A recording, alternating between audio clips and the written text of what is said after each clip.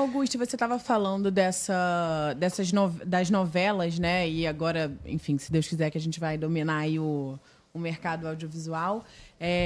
E eu acho que tem um preconceito muito grande, né? A gente fala sobre isso com as novelas. Eu acho que o brasileiro tem uma síndrome do vira-lata, e aí tem... Ah, não, mas série tudo bem, agora novela não. Novela é muito popular, novela não sei o quê. Então existe esse preconceito, a gente faz novela como ninguém. Novela retrata... eu sou fã de novela, somos fãs de novela aqui. E eu acho que também existe esse preconceito com comédia. E eu vi uma entrevista sua, assim como eu já vi diversas vezes Steve Carell, Leandro Hassum e diversos ícones da comédia falando, que é muito verdade, o Jim Carrey, que um ator de comédia consegue fazer um drama. Uhum. Mas um ator de drama dificilmente vai conseguir fazer bem comédia. Sim. E eu acho que você magistrosamente conseguiu mostrar isso, né, na novela, porque o Lino tem um lado muito cômico, mas tem os lados dramáticos também muito grandes, né, nos arcos ali. Muito.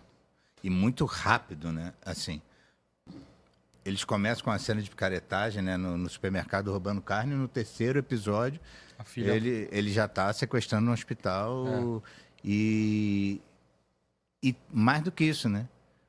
Tendo que conquistar os reféns que ele fez pro lado dele.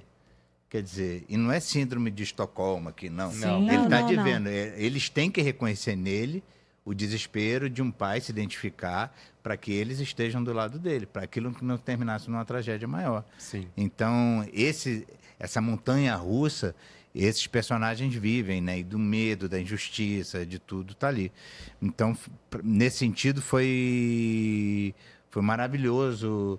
E uma novela, um trabalho desse tamanho, 40 episódios, você tem muito material para trabalhar, né? Você pode se experimentar em muitos lugares, você pode gastar tudo que você sabe de humor, de comédia, mesmo na velocidade que a gente tem que gravar, mas pode... Esse dia, por exemplo, mesmo do hospital, é um dia que eu guardo no coração, assim, porque todo mundo que me convidou aos 46 do segundo tempo sempre falava, não, um personagem assim e tal, mas tem uma cena, aí me falaram dessa cena, sabe essa coisa? Fernando Meirelles, vai lá, arrebenta aí me fala assim, você tem uma cena, e essa cena ficou meio carimbada, porque a gente começou gravando pelo estúdio, pela nossa casa, então essa cena foi ficando lá pro final. E aí, quando marcou de filmar, na véspera eu peguei Covid. Putz. E você sabe que aí, num domingo, eu tendo que ligar para a produtora que fazia o escalonamento, fala, cara, eu positivei. Você fica culpadérrima, mas você fala assim, eu não posso ir lá expor ninguém.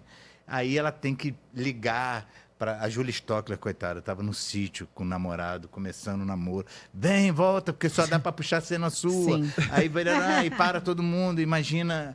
E essa produtora de set que organiza ali que essa o roteiro de gravação, de direção. Janaína Cabelo, te amo, muito obrigado. Ela estava saindo com o filho para o parque, na única folga, assim. Eu liguei, ela voltou na mesma hora.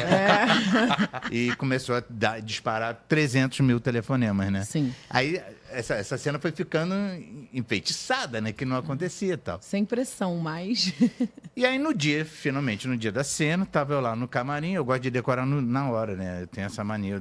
E você tem? Fico com mais frescor, eu tenho facilidade para decorar, então fica com mais frescor se eu decoro na hora e tal. Aí eu tava ali com um elenco de apoio, que é um elenco incrível que fez essa cena ali, os reféns e tal, o Dr. Paulo. E aí eu fui decorar a cena e falei, tô com o texto errado. Porque, a princípio, a Rebeca seria minha filha adotiva. E depois isso mudou. Ela passou a ser minha filha de verdade, legítima. E eu tava com o texto que ela era minha filha adotiva. Eu falei, gente, aí eu comecei a ficar nervoso. Falei, cadê a cena? Que eu não tô aqui. Peraí que eu não decorei. Bateu insegurança. Aí eu falei, não sei o quê. Aí conseguiram, me mandaram. Aí eu fiquei ali, né, focado, li. Aí entrou uma pessoa do elenco de apoio e eu comecei a dar o texto para ela. E ela parou, olhou para minha cara, ficou seríssima. Tipo, mas isso foi quando? Ela, tipo, parecia... Não, eu falei, não, isso é só o texto. Ela falou, ai, pelo amor de Deus, não me assusta. Não é possível. E isso gerou que a gente começou a conversar dentro do camarim sobre filhos. Eu lembro que uma das atrizes que estava lá tinha passado por uma situação muito difícil.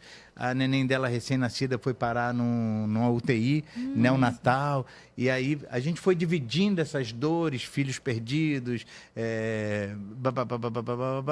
que quando a gente foi para a cena, a gente estava com essa coisa. E aí a gente fez um primeiro take e eu já fiz para valer, todos começaram a chorar. E a Giovanna Maquilini, minha diretora também, amada, ela veio lá de dentro desesperada, falou assim, Gugu, é como me chamo. Todo mundo te chama de Gugu, né? Aí falou assim, eu não tinha uma câmera em você, pelo amor de Deus. Eu estava só neles. Eu falei, que bom, porque eles estão na cena. Ela falou, mas eu vou precisar fazer outro fechado neles. Eu falei, pode fazer, eu estou bem. Aí eu fiz outra, a gente mandou, e aí ela ia virar, e no que vai virar gente, é muita câmera, trabalho. é muita luz e Demora. tal. Aí nesse momento eu só me fechei em copas, assim, eu sou muito brincalhão, eu tô sempre, mas eu fiquei aqui, e aí a equipe inteira rodou tudo, rodou equipamento, ninguém gritou, ninguém falou ação. Veio uma claquete, bateu na minha cara, e eu comecei a cena. Acabou a cena, aos prantos, é lá o moço, muito obrigado, vou embora, sim. Caramba. Eu demorei uns 40 minutos para conseguir almoçar. De tão mexido, Angustiado.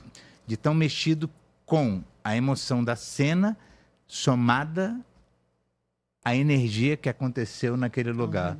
A magia se deu. Aconteceu uma mágica entre...